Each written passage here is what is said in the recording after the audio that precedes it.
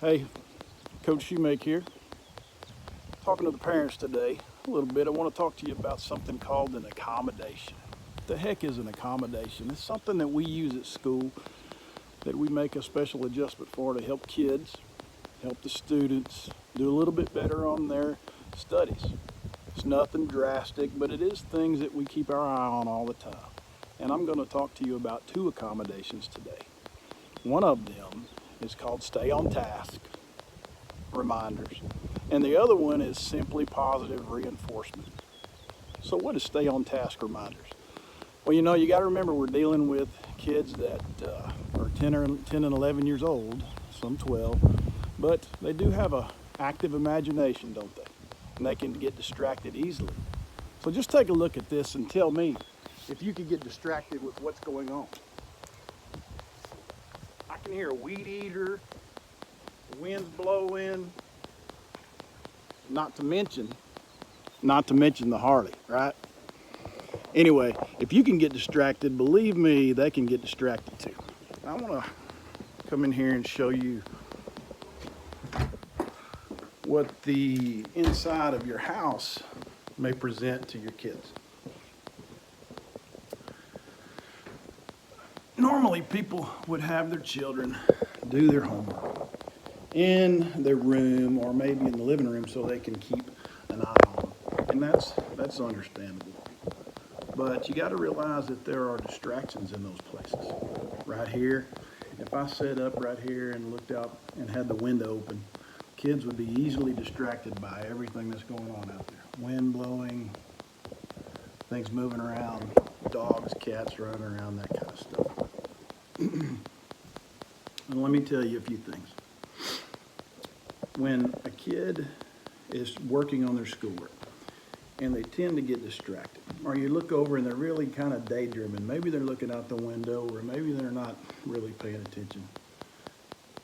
A stay on task reminder is simple, and all you have to do is walk up to your child and just say, hey buddy, concentrate on what you're doing right there. See if you can get number 5.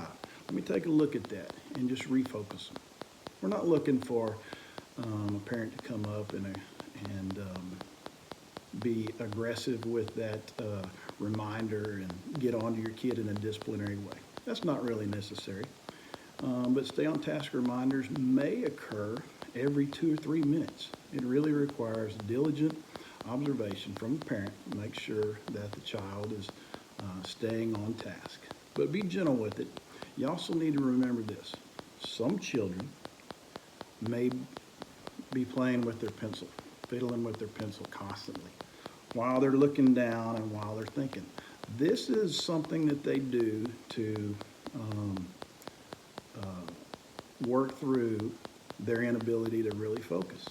If they can tie up their hands with movement, or maybe they're bouncing their knee, those kind of things are things that children do to help themselves concentrate.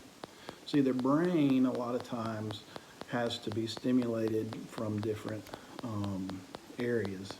And so if there's movement going on in the body, the knees bouncing up and down, or they're playing with their pencil, it allows the brain that's working on their reading or their math to focus a little more.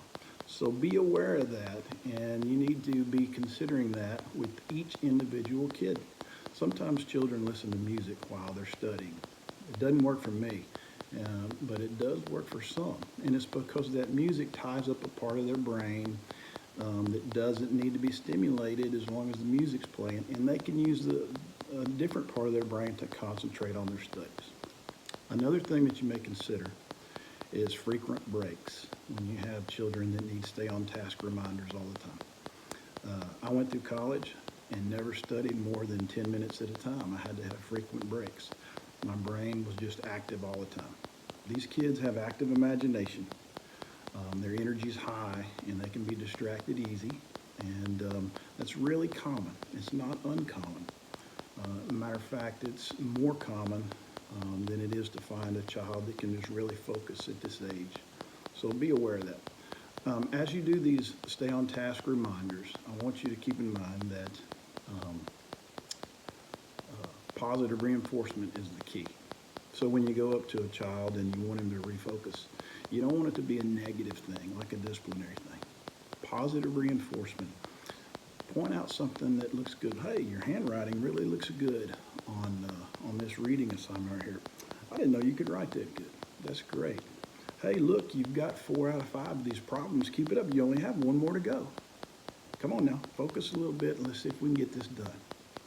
Hey, I'm proud of you for getting through this work today. I know you got 2 or 3 more, but you've been working at it so hard for the last 15 minutes. Why don't you come over here and let me get you a drink of Kool-Aid or something, and then you can sit down in just a second. Give them a little break. Positive reinforcement on what they've done right all the time. And you got to remember that positive reinforcement needs to be genuine. So don't walk over to them and say, hey, Johnny, I'm so proud of the fact that you put your name at the top of that paper. Wow, what an amazing thing.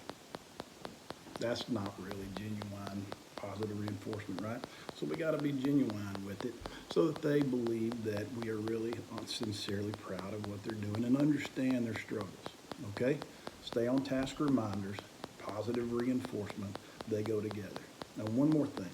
If you don't think it's easy to get distracted and you think that your children should be able to focus all the time and not be distracted, I want you to take a look at the beginning of this video and see if you even recognize that my shirt changed from the beginning of the video to now. Maybe you noticed it, maybe you didn't. But if you didn't notice something like that because you were distracted a little bit, maybe from the motorcycle or the view outside or me walking around, imagine how hard it is for a 10 or 11-year-old student to stay focused for a long period of time. Use those stay on task reminders at the house, and always use positive reinforcement before you take any other steps.